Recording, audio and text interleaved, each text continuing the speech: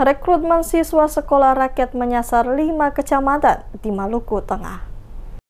Untuk pertama kalinya, Dinas Sosial Kabupaten Maluku Tengah membuka rekrutmen calon siswa sekolah rakyat jenjang SMP dengan menyasar 5 kecamatan, yakni Tehoru, Amahai, Kota Masohi, TNS, dan Elpa Putih. PLT Kepala Dinas Sosial Maluku Tengah Ruslan Wailisa menjelaskan proses rekrutmen ini berlangsung berdasarkan petunjuk teknis Kementerian Sosial. Ungkap Ruslan kepada tim DMS Media Group di Masohi pada Senin 15 September 2025. Saat ini untuk sekolah rakyat pihaknya merekrut pertama sebanyak 89 siswa, namun ada 6 siswa menyatakan mundur. Sesuai ketersediaan ruang belajar, bangunan sekolah rakyat sementara hanya diperuntukkan bagi 75 siswa.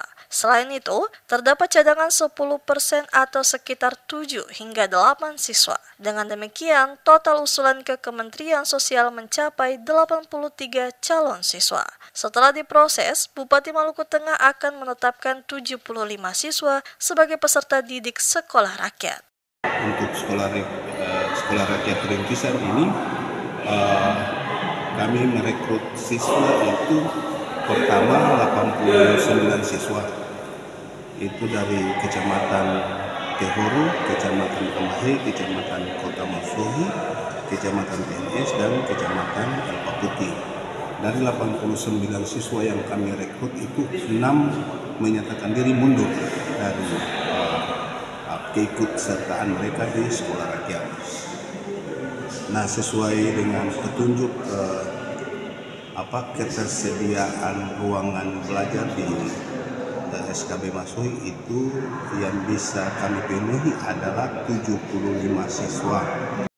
Ruslan menegaskan pihaknya berpedoman pada data Tunggal Sosial Ekonomi Nasional atau DTSN, khususnya Desil 1 dan 2 sesuai petunjuk Kementerian Sosial. Dengan keterbatasan waktu yang ada, maka pihaknya baru bisa menyasar 5 kecamatan. Namun ke depan, dipastikan seluruh kecamatan di Maluku Tengah akan terwakili.